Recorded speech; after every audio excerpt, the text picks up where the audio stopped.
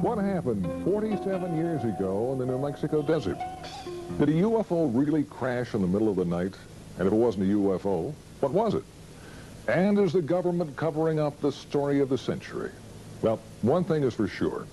There are an awful lot of unanswered questions. And tonight, we're going to try and sort out facts from fiction concerning an alleged alien encounter out in the New Mexico desert. And also its connection to Wright-Patterson Air Force Base. Plus a few startling evidence pieces that show that the story did not end there. On the morning of July 3rd, Mac Brazel finds some rather unusual wreckage scattered across his property. Whatever happened here in early July of 1947 has permanently linked Dayton, Ohio to Roswell, New Mexico. And it put a sheep rancher in Lincoln County at the center of one of the longest-running controversies in U.S. history. What did Mac Brazel find scattered across his property? Could it have been what the government first said it was, a crashed flying saucer? Wreckage scattered over a large area. Witnesses describing it as lightweight and super strong beams with strange drawings and foil-like material that had a memory.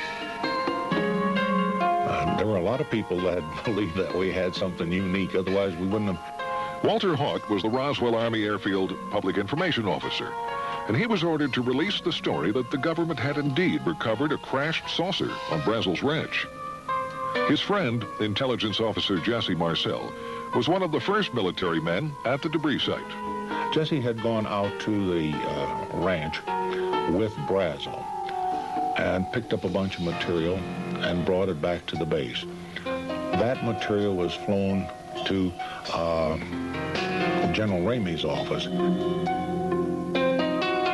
And according to other reports, some of it came here to Dayton. A lot of this material, there were very few people saw.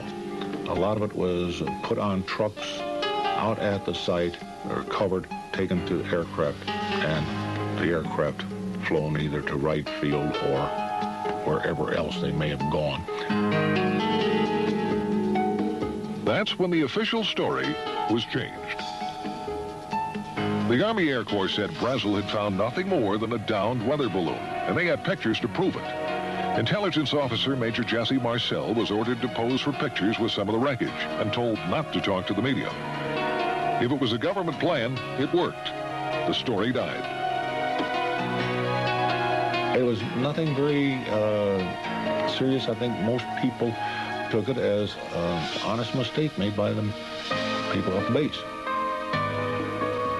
For many years, no one in this New Mexico town thought much more about the story until a few of them started comparing notes. Jesse Marcel talked to Walter Hauck and admitted he didn't buy that crashed weather balloon story. He was very, very adamant. What we picked up and brought into the base was not of this earth. You could not change his opinion. This was not of this earth. We don't have the technology to develop anything like this. Materials that were so thin, they were like foil that you could crumple up in your hand, and when you released it, it went back to its original form. Had a memory built in it. Glenn, get out of here, and get out of here as fast as you can. And in a rare interview, mortician Glenn Dennis told me he remembered getting some strange calls from the base mortuary officer around the time of the Brazel discovery. He called one night. He said, "What's the smallest size hermetically sealed casket that you keep in stock?" And then here again, I said, "Hey, what have you guys got out there?" Later that day, while on an ambulance run to the base hospital, Dennis saw strange wreckage in the back of two Army ambulances parked outside this emergency room door. And an Army nurse, who was a close friend of his, told him that she had been part of some strange activities going on in the hospital that day. And what they wanted her to do was write down what they were doing. And on one gurney, there was a crash bag that had two small, little, very mutilated bodies. And then on the other gurney, there was a crash bag there that was unzipped, and it had a little body, she said, that was almost complete. It hadn't been mutilated. She claimed they were doing an autopsy on that one, a body that was not like anything she had ever seen before. she described some very unusual features that were not human. It only had 4 fingers, and on the tips of it were little pads, and then it looked like very small, minute little suction cups. And they described the arm as much larger here from the human and very short joint up here, and the head was very large. The eyes were very sunken in. But what were they? Dennis was told by a high-ranking military officer that they were indeed something special. He said the bodies were definitely aliens.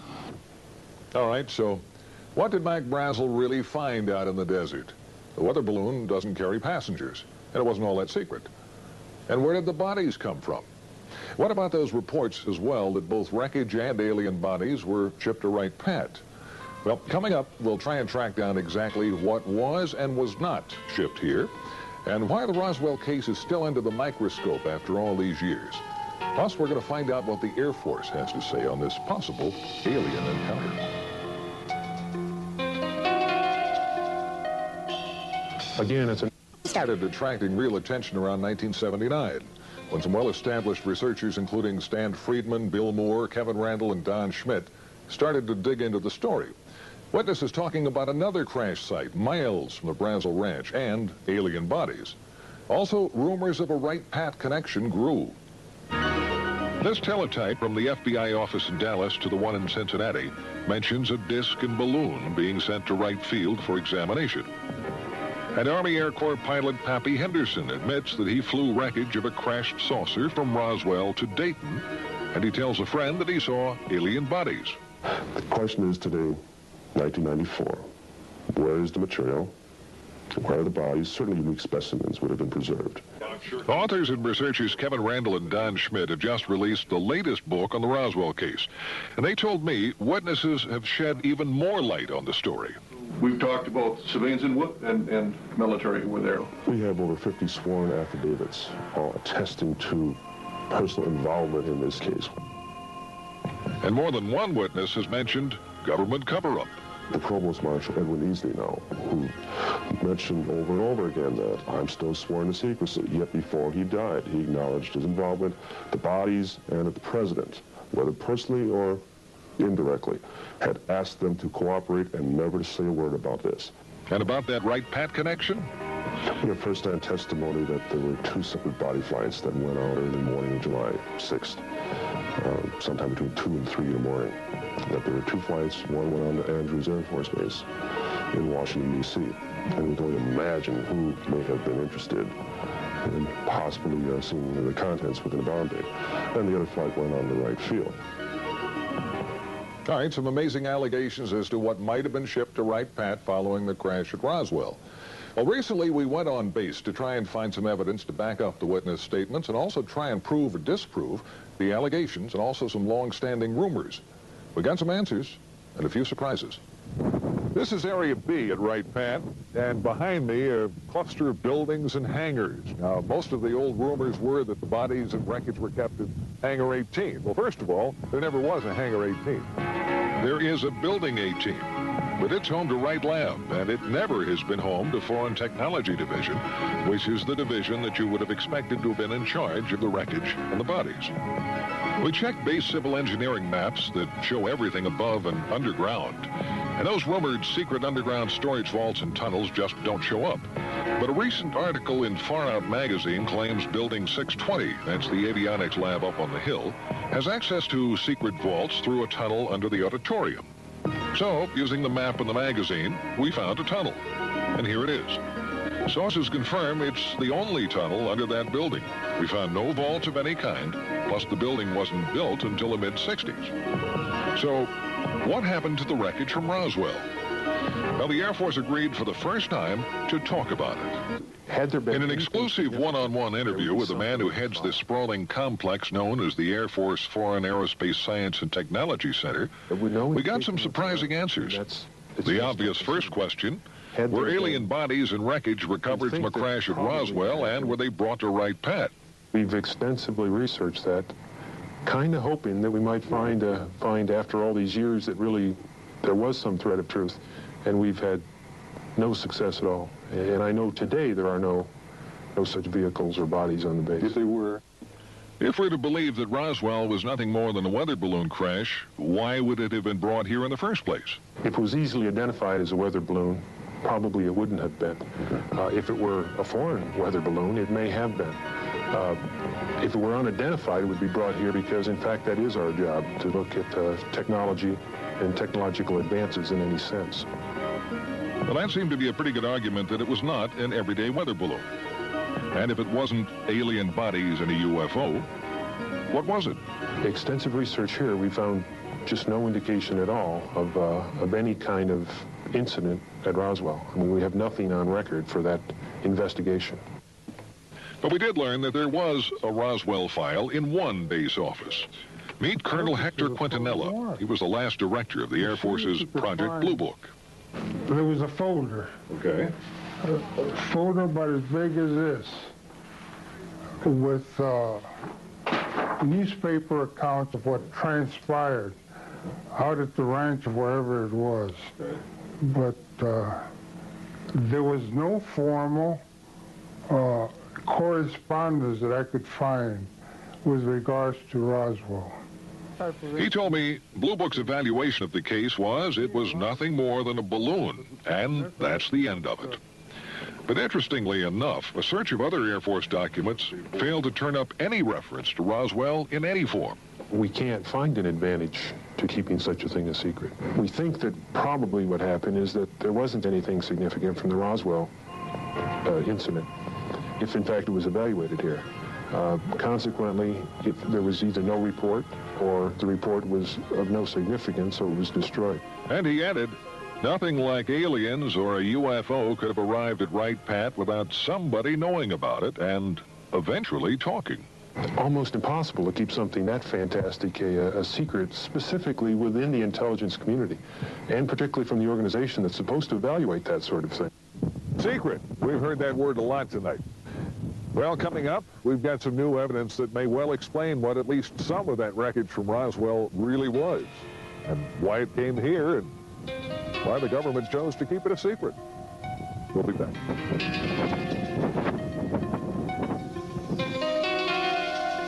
The official story was nothing more than a weather balloon that crashed near Roswell, New Mexico back in July of '47. And there are as many theories as there are UFO investigators, but every one of them agrees on one fact. Something unusual crashed right here on Mac Brazel's ranch near Corona, and the government covered it up. And they also claim more wreckage and bodies were found at other locations. First site mentioned near the plains of St. Augustine, that was way over in this area. And the most recent site, Randall and Schmidt's brand new theory, is closer to Roswell, probably about this area. Well, we've uncovered a pretty good explanation for at least one crash, the one on Brazel's property. If you look at Mac Brazel's original description of what he found on his ranch, lightweight beams with strange purple markings that resembled flowers and foil-like material that kept its shape, our investigation found that that matches the type of materials used in a top-secret high-altitude spy project known as Mogul. It was far different in materials and mission from any common weather balloon. Now, let me show you the difference. Coming up is a drawing of a Mogul weather balloon, one of the configurations. A lot of balloons, suspended pieces down here, exotic materials, and from top to bottom, it stretched over 600 feet. And it was designed to spy on the Russians to keep track of their nuclear tests. And it had an above top secret project clearance. Now, Mogul project manager Professor Charlie Moore told me it was not uncommon for that giant Mogul balloon to be mistaken for a UFO. When Moore and his Mogul team learned of the flap over the Roswell incident, he said they laughed, but they kept quiet about their project.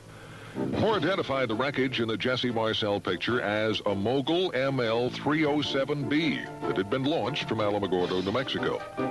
He confirmed a crash would have spread wreckage over a large area. And why wouldn't anyone have recognized it? Well, Moore said no one around Roswell had ever seen one. Moore was even cleared to know about Mogul flights. And that's probably why the wreckage was sent to Wright Pat. Now, there's one more twist that tends to back up the Mogul theory. The former top man with Project Mogul, Colonel Marcellus Duffy, was at Wright Pat when the Roswell wreckage arrived. He recognized it, but that story never got out.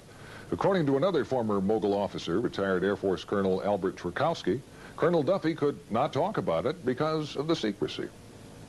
So, if it was a giant Mogul spy in the sky that went down on Brazel's ranch, Something else must have crashed nearby, something with small passengers.